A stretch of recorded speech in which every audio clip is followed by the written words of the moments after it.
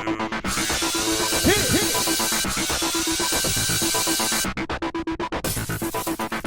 everyone, welcome to tonight's recap of the Bachelorette Desiree. Alright, it's the week we've been waiting for. Not really. Hometowns. Woo!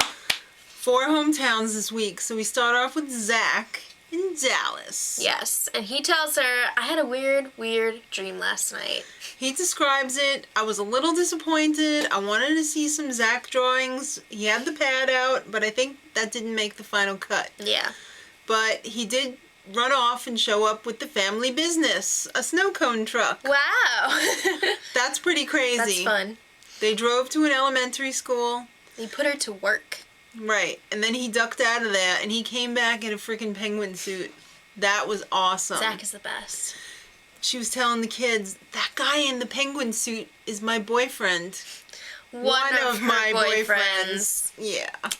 So then they went to meet Zach's family, and it was his mom, his dad, and his brother and sister. I call it now best family ever on the show, in the history of the show. They're a lot of fun.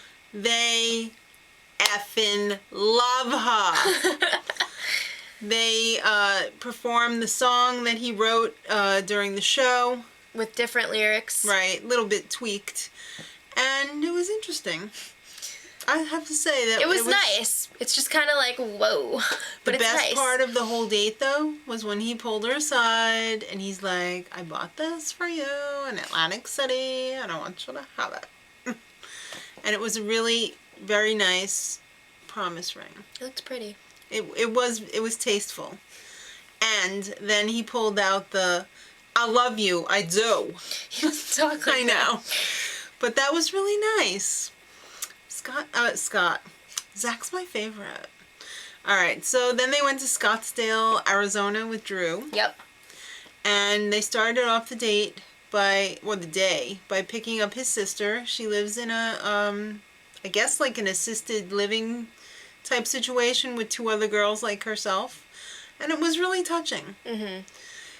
They didn't exploit her. Yes. And I appreciated that. And he's like, okay, you're going to meet the rest of my family now. And his dad's name was Mal. And I'm like, what is Mal short for? It's Malachi! The Shaytard's dog? I thought that was Mordecai. No, it's Malachi. So then they have dinner, and it's a pretty big family. Best part of the date, or day, was when the dad was talking one-on-one with her. He's like, I'm going to ask you something weird. Do you believe in angels? She's like, yes. Have you ever met an angel? No. Well, you have. You met an angel. It's his sister, so good for you. That was so weird. It's kind of weird. Then the dad, when he's talking to Drew, is like, I like her. If you want, good for you. Yeah.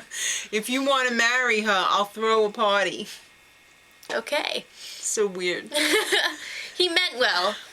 He did. It just came out weird. He did. And Drew says, well, I don't want to be one-upped by Zach, so I'm going to pull the I love you, I do. I thought he already said I love you to her. I thought so too. But he made it like this big deal. Yeah. It was kind of forced. Whatever. Anyway, 3rd hometown date is Oregon with Chris. I used to play baseball. What's your problem? I don't like him. Why? He's too poety. And I'm surprised he didn't have a poem for this go-round, but... He's not going to overdo that. Or maybe they just He's already did. They go to the Little League field. He's like, this means a lot to me. I grew up here playing Little League. And they have a little baseball date for 2. It's kind of hard to do baseball things with just 2 people. They did batting practice and stuff. You can have a catch. It's made for 2. It almost looked like he was going to whack her in the face when she was throwing the balls for him. She should have had a mask on. Especially he was swinging pretty hard. Well, she had a gift for him. She copied Zach's little gift from last week and drew all these pictures of the events that they shared together.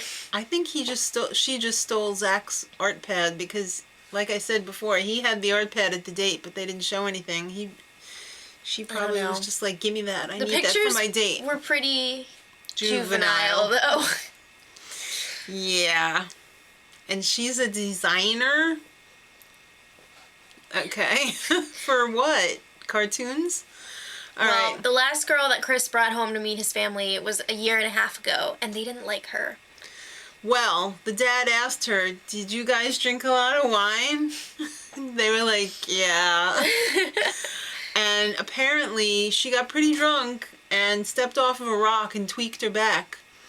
Well, it just so happens that my daddy's a chiropractor, and he would like to press on your back and put your spine in alignment. So she lays down on the table, and he cracks her up, literally. And the weirdest part of this date was Chris's nose adjustment. That was so weird. I've never, ever seen it. I've seen some S in my life. I don't know I've never exactly seen that. what was happening, but he like put this balloon up his nose and then seemed like he was blowing it up. Like, what? I don't want What is that. it for? Well, I think he was trying to add to his brain. I don't know. He thinks she's the one. And his mom approves. She's like, she'll fit in this group. I have a blazer in a size 10 that would fit her for when we do show tunes nights together. I'd be down for show tunes night.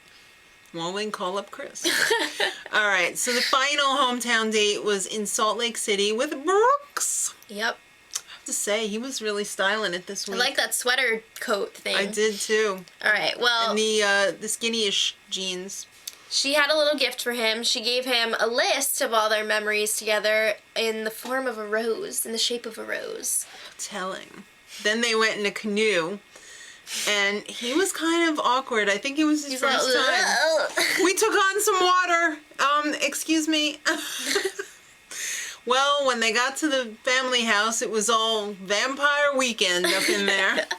He had a giant family. He did. Methinks he may be Mormon.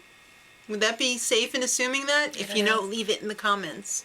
Because I'm too lazy to do a something search. Alright, so the brother actually had a good question. Can you live without her? And he didn't seem to be answering it. So He seems a little unsure. Sorry. yeah. I was falling asleep during the show.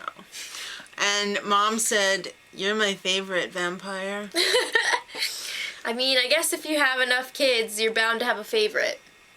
Especially a big vampire weekend like that. So, back in LA, her troll brother shows up because she invited him, because she'd rather invite him now than have him show up next time. No, she was saying if he expects to be at that other meeting, he's got to talk to her first. And they haven't seen each other since the Sean thing. Will he be there next time? I think so. Drama. Yeah. So then, Des had a chat with Chris. And she said that she thought it was going to be Brooks for sure. But she really likes to play Little League. So she's thinking maybe it might be Chris. I don't know. The creeper brother was lurking around too, like creeping on. Is he registered anywhere? I don't know. It's time for the rose ceremony. Alright. Brooks gets the first rose, followed by Chris, and I was sure that Zach was going to get the third one. He didn't. It was Drew, young Val Kilmer. I'm so sad for Zach. Poor Zach. He was totally blindsided, and he was completely shocked. She pulled him aside. She gave the ring back, which was the right thing to do. But he was just totally crushed. Yeah. He said, "Driver, pull over." He threw the ring out the window.